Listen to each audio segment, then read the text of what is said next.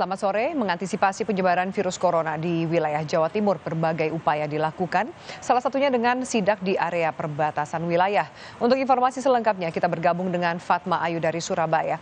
Fatma, bagaimana antisipasi yang dilakukan di Jawa Timur untuk menekan penyebaran COVID-19? Fatma. Benar sekali, Afi dan juga pemirsa, salah satu upaya yang dilakukan oleh aparat di Jawa Timur sendiri adalah untuk menekan penyebaran COVID-19 adalah dengan sidak di kabupaten maupun kota yang akan masuk ke Jawa Timur. Dan memang salah satunya sidak yang dilakukan di Kabupaten Ngawi. Sidak ini dilakukan mengingat masih banyak warga yang melakukan perjalanan dari daerah zona merah seperti ibu kota maupun daerah-daerah lainnya yang memang rawan akan penyebaran COVID-19. Menurut pantauan kami memang masih banyak warga atau dalam waktu dekat akan memasuki bulan puasa, para pemudik dari Jakarta maupun Jawa Tengah yang masuk ke wilayah Jawa Timur ini, mereka nekat ke Jawa Timur padahal sudah ada himbauan untuk tidak melakukan perjalanan menuju daerah dulu karena adanya pandemi ini.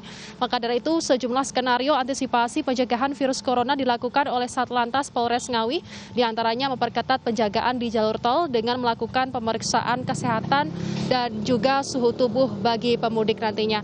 Bagi mereka yang sehat bisa melanjutkan perjalanannya ke kota tujuan, namun bagi pemudik yang kedapatan sakit atau suhu badannya di atas rata-rata, maka petugas akan langsung membawanya ke pos kesehatan di rest area terdekat untuk dilakukan karantina sementara. Pengamanan ini dilakukan dengan tujuan untuk memutus rantai penyebaran virus corona ke Jawa Timur yang dimungkinkan bisa dibawa oleh pemudik yang berasal dari wilayah Jakarta maupun Jawa Tengah yang masuk dalam zona merah corona.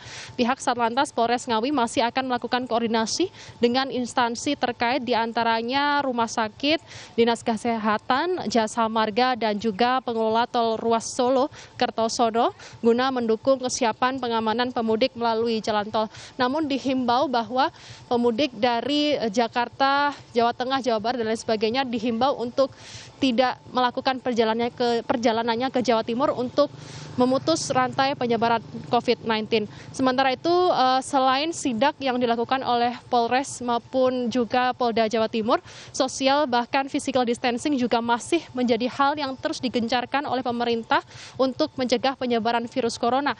Tidak hanya masyarakat saja, tapi juga para pekerja yang menerapkan hal serupa demi keamanan bersama. Seperti yang diterapkan di puluhan industri padat karya di Gresik, dan di kawasan industri ini social distancing atau menjaga jarak antar karyawan dilakukan saat hendak masuk maupun keluar pabrik. Sebanyak 16.000 karyawan yang bekerja di industri ini sudah diatur jam operasionalnya agar tidak terjadi penumpukan atau kerumunan begitu. Diharapkan masyarakat dan juga pekerja untuk melakukan langkah kesadaran masing-masing untuk selalu menjaga jarak dan juga menghindari kerumunan. Jangan bergerombol. Alfi.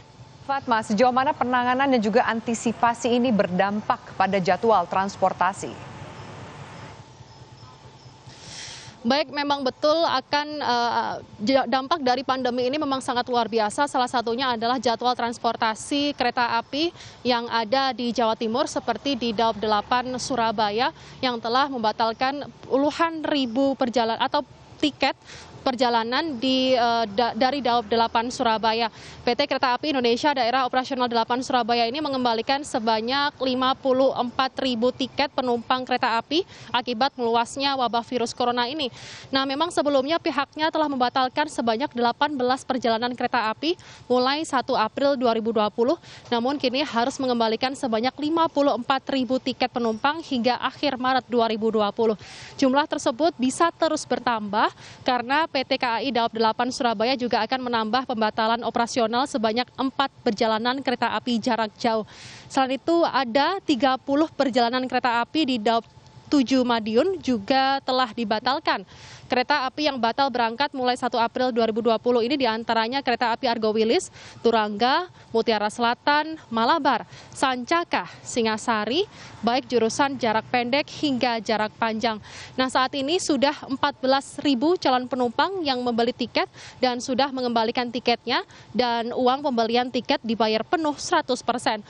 Selain itu, PT Kereta Api Indonesia menyarankan kepada para calon penumpang kereta api yang ingin memesan, membatalkan, ataupun juga merubah jadwal tiket kereta api agar menggunakan fasilitas layanan online tiket di aplikasi KAI Akses sehingga tidak perlu keluar rumah untuk mengurus tiket.